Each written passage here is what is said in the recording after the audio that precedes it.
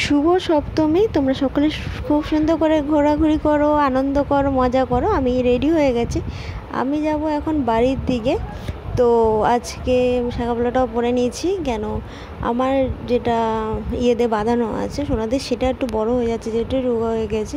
তখন বাড়িতে যাবে, একটু কেনাকাটি করবো সব অষ্টমীর সব কিছু।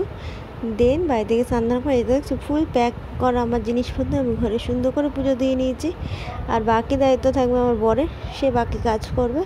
সব কিছু এখানে তার সাজানো আছে। তো সে আসবে, এসে স্নান করে বাড়ির দিকে যাবে।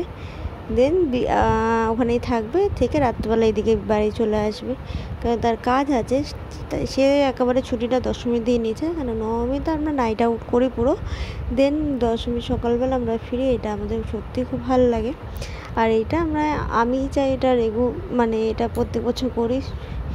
তো সবসময় সম্ভব হয় না, কিন্তু যেহেতু পুজোর কদিন চেষ্টা করি দুজনে একসাথে ঘোরার, একসঙ্গে টাইম স্পেন্ড করা।